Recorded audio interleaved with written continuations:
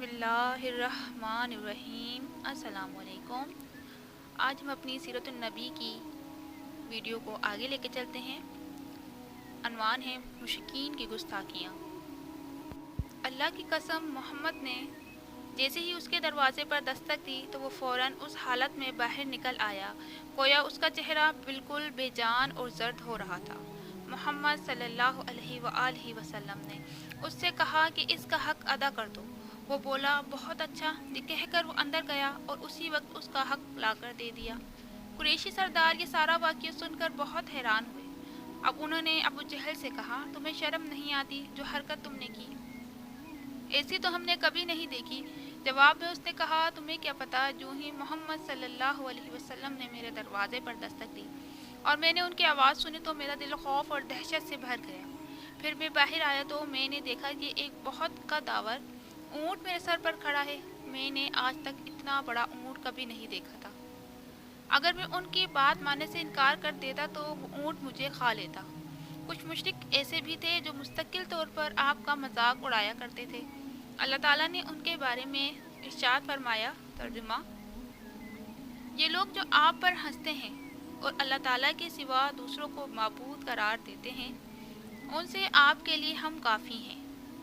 ان مذاق اڑانے والوں میں ابو جہل، ابو لہب، عقبہ بن ابی معیط، حکم بن عاص بن امیہ جو حضرت عثمان رضی اللہ تعالیٰ عنہ کا چچا تھا، اور عاص بن وائل شامل تھے۔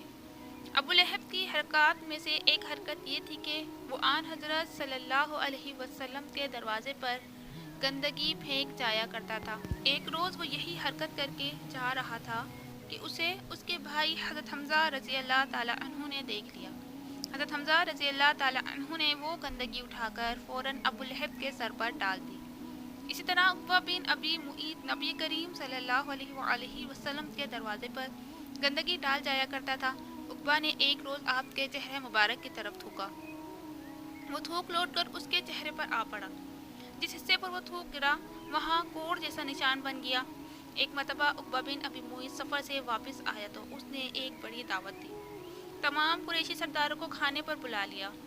اس موقع پر اس نے آن حضرت صلی اللہ علیہ وسلم کو بھی بلایا، مگر جب کھانا مہمانوں کے سامنے چنا گیا تو آپ صلی اللہ علیہ وسلم نے کھانے سے انکار کر دیا اور فرمایا، میں اس وقت تک تمہارا کھانا نہیں کھاؤں گا جب تک کہ تم یہ نہ کہو اللہ تعالیٰ کے سوا کوئی عبادت کے لائق نہیں، کیونکہ مہمان نوازی عرب کے لوگوں کی خاص علامت تھی اور وہ مہمان کو کسی قیمت پر ناراض نہیں ہونے دیتے تھے۔ اس لیے عقبہ نے کہہ دیا، میں گواہی دیتا ہوں کہ اللہ کے سوا کوئی معبود نہیں۔ یہ سن کر آپ صلی اللہ علیہ وسلم نے کھانا کھا لیا۔ کھانے کے بعد سب لوگ اپنے گھر چلے گئے۔ عقبہ بن ابی معیط ابی بن خلف کا دوست تھا۔ لوگوں نے اسے بتایا کہ عقبہ نے کلمہ پڑھ لیا ہے۔ ابی بن خلف اس کے پاس آیا اور بولا، عقبہ کیا تم بے دین ہو گئے ہو؟ جواب میں اس نے کہا، خدا کی قسم میں بے دین نہیں ہوا، یعنی مسلمان نہیں ہوں۔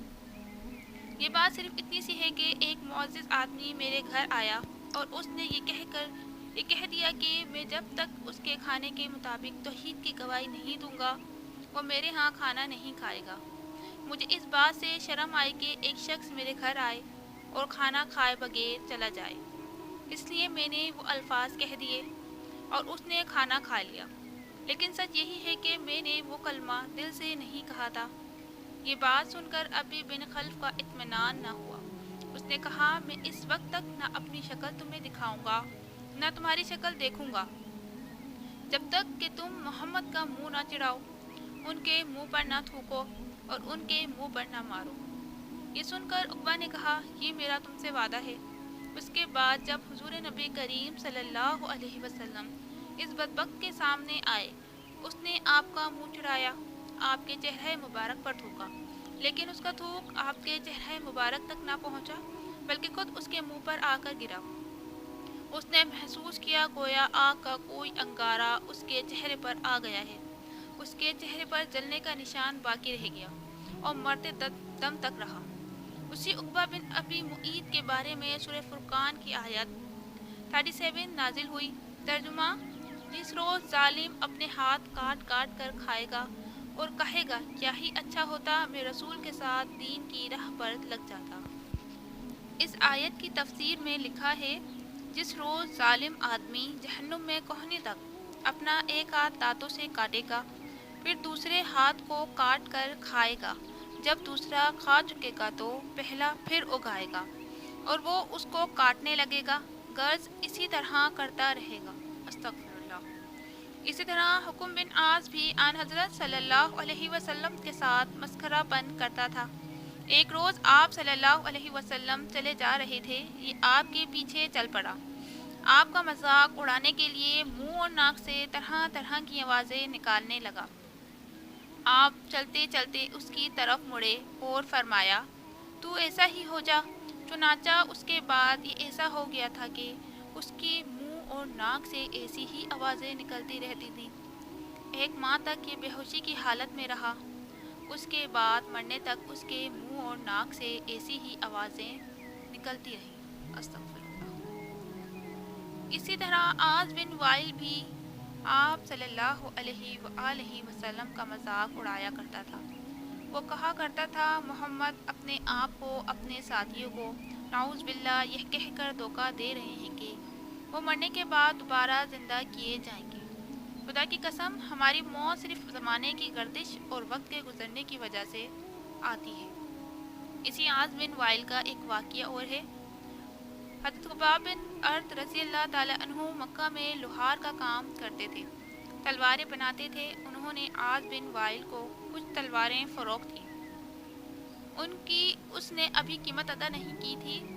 خباب بن ارت رضی اللہ تعالی عنہ اس سے قیمت کا تقاضا کرنے کے لیے گئے تو اس نے کہا، خباب تم محمد کے دین پر چلتے ہو، کیا وہ یہ دعویٰ نہیں کرتے کہ جنت والوں کو سونا، چاندی، قیمتی کپڑے، خدمت گار اور اولاد مرضی کے مطابق ملے گی؟ حضرت خباب بن ارد رضی اللہ تعالی عنہ بولے، ہاں یہی بات ہے۔ اب عاص نے ان سے کہا، میں اس وقت تک تمہارا قرض نہیں دوں گا جب تک کہ تم محمد کے دین کا انکار نہیں کرو گے۔